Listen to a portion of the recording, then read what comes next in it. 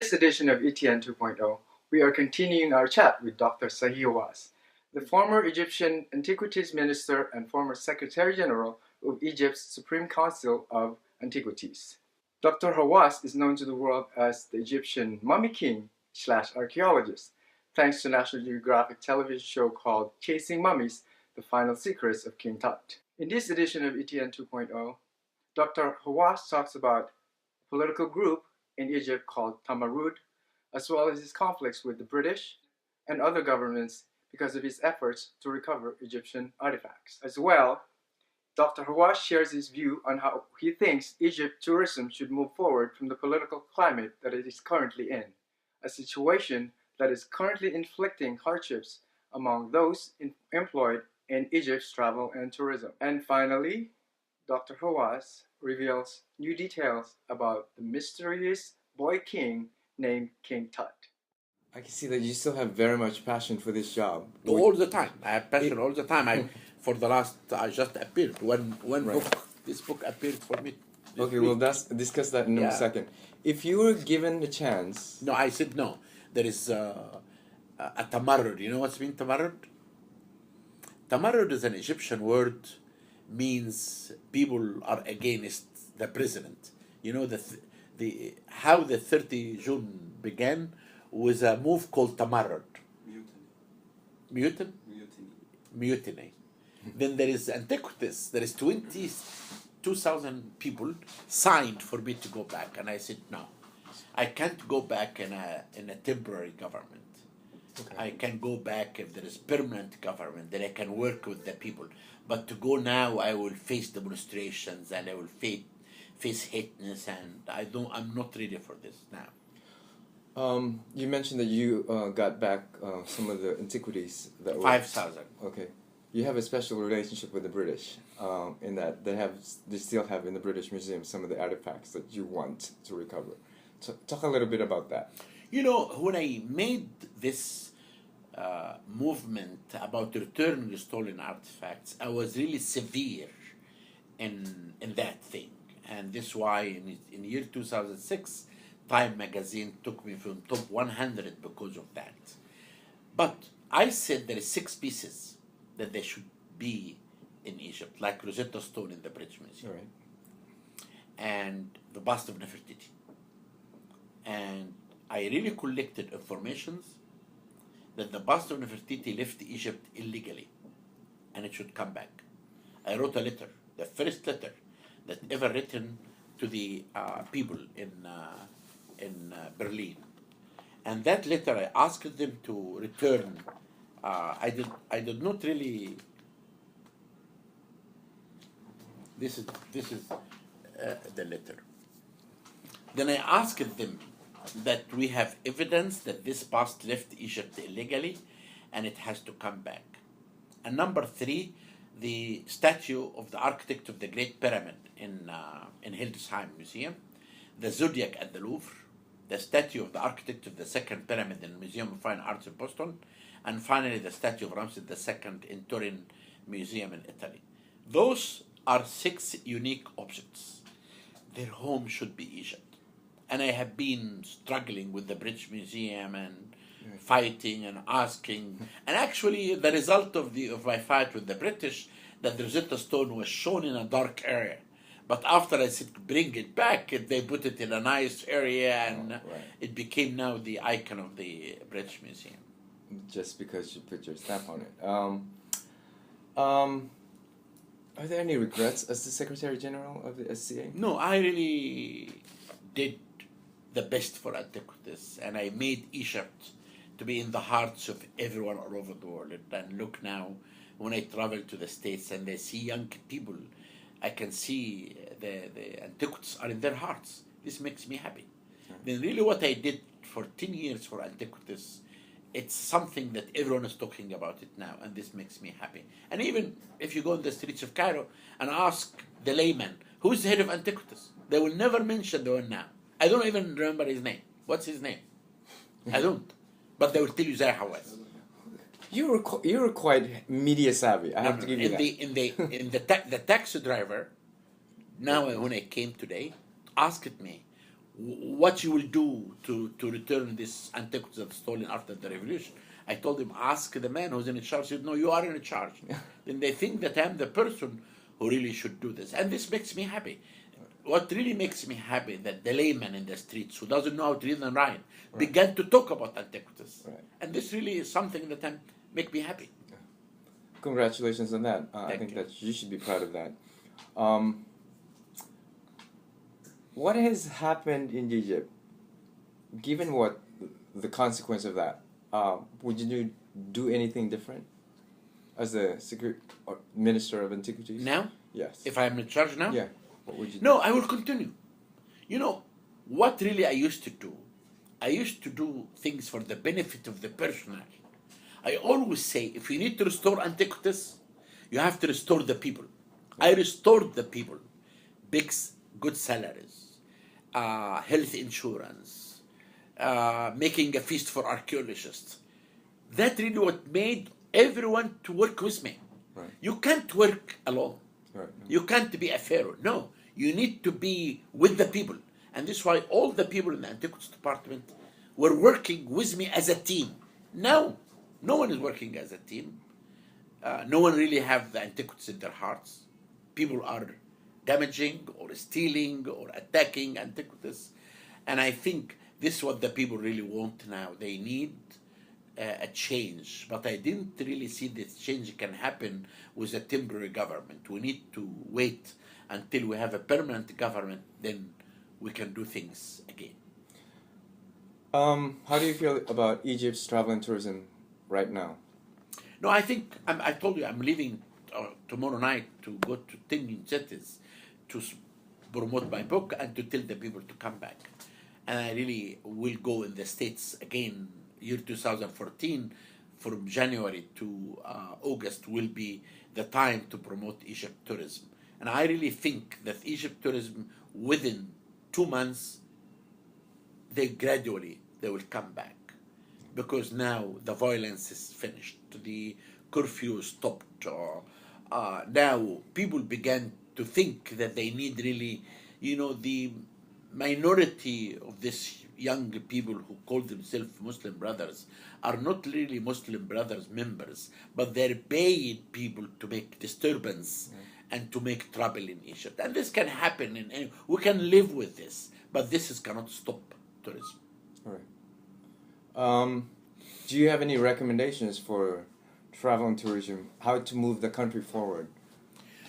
I think how to move the country forward for tourism now, we need all of us with the Minister of Tourism to try to promote Egypt and tell people that Egypt is safe. Because you have been here in the sites. Right. The sites are wonderful. Actually, I always tell people, if there is trouble in Egypt, come back. Because sites are free, empty, nice, and you can really enjoy. You have to know that tourism for us is like the most important thing for every Egyptian. If you go to the guy who clean your shoes, tourism. Right. Sell tomatoes, tourism. Pharmacy, tour guides. Yeah. All these people are not eating now. Yeah. That's why all the Egyptians think that tourism is very important to them. Maybe it was taken for granted before, that they didn't realize how important travel and tourism. But now they do. Now they do, and I saw that the trickle-down effect of travel and tourism. No other country epitomizes this more than Egypt.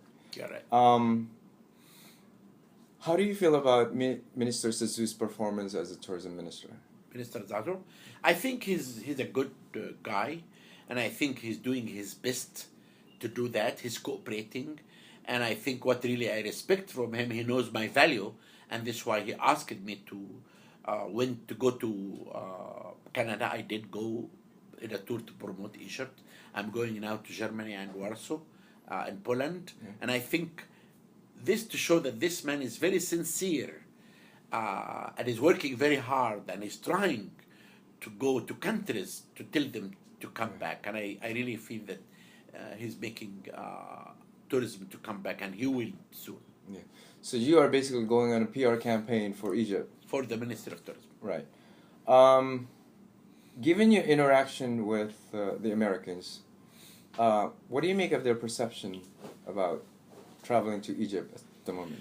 You know now, because the American government gave this warning, and this is why Americans are afraid. But there is many Americans who knows Egypt very well, and I think when the constitution will be announced and the parliament election will happen, I'm sure that the Americans will come back, because the American market for Egypt is the most important thing. Because if the people saw Americans visiting Egypt, all of them, they will come back. And this is why I'm telling Minister Zazo, you need to promote tourism in America first. Right. Because if you bring one American to Egypt, all the European people will come back. Yeah. I think first, though, we need to talk to the airlines, because the airlines pretty much shut Egypt. They shut because there is no travelers. Right. But they will. But still, you have Egypt Air fly non-stop until now. You came in Egypt Air? Right. Yeah. Yes. Well, it's kind of sad to see that when I flew in, all that I saw was Egypt Air aircraft. There was a Star Alliance aircraft, but that's part of the Egypt Air is part of Star Alliance. So there are no other aircraft. Now in Hurghada, it's different because there's Russian carriers, because there's an influx of. But there is many airlines travel to the States from here, Lufthansa and all the airlines. I didn't see them yet.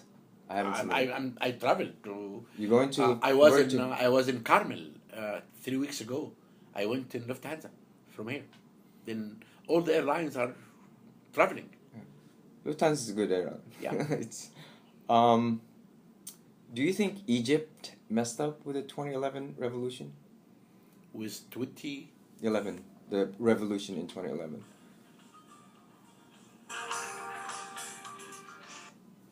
أكلمك بعد دقيقة واحدة بس، عندي بعمل حديث بس. بعمل حديث لصحفي أمريكاني. Say it again. What's the question? What's your question again? Do you think that Egypt messed up with the 2011 revolution? What do you mean by like with travel and tourism? Like, you know, when the revolution happened in January 25th, it scared people, and this is why people stopped coming here. But as I told you, that this revolution is not the first one to happen. It happened 4,200 years ago, exactly. And this is why it took us 3 years. 3 years in a period of a revolution is not really much. If you see what happened in this last 3 years, you will know that Egypt will improve again soon. We need only a very strong president to tell the people democracy doesn't mean that cannot work. It doesn't mean democracy to demonstrate and stop traffic. No. If you do that, you'll be in jail. And this really is the law that's coming now. If this law will be approved by the president, I really think that tourism for year 2014 will come back. Okay. What do you think are the steps necessary for the country in order to show itself as a stable destination for tourists? I think to show the stable destination for tourism, that the Minister of Tourism, Zahi, should make an international press conference to tell the people why we need them, to tell the people how sites and hotels are secured, how the Egyptians want the tourists to come back. This will bring you at least 30 or 40% of tourism. But within 1 year, when the roadmap will finish and having the election of the parliament and a president, I think tourists will normally be back. Yours and your target for this, yes. I think it's 2014. Yes. That seems realistic. What's keeping you busy these days? Writing books. I finished this book. There is another book is coming next month about mummies. Talk about your book. This is a book about Tutankhamun, discovering Tutankhamun from Howard Carter to DNA. In this book, there is very important new information about how I used CT scan and DNA to reveal the family of Tutankhamun. I found that Akhenaten was his father. KV-55 mummy is the mummy of Akhenaten, and also I found the mummy of his mother. It is the younger lady in KV-35, and I found the mummy of Queen T. Also, I found how King Tut died, because we found that he suffered from malaria. He had physical problems because his father married his own sister, and I really believe that the reason for his death is that he could fall down from a chariot. I also talked about what happened in the Valley of the Kings after King Tut tomb was found, the discovery of a tomb KV-63 and KV-64 and KV-5 and KV-53 that I found myself.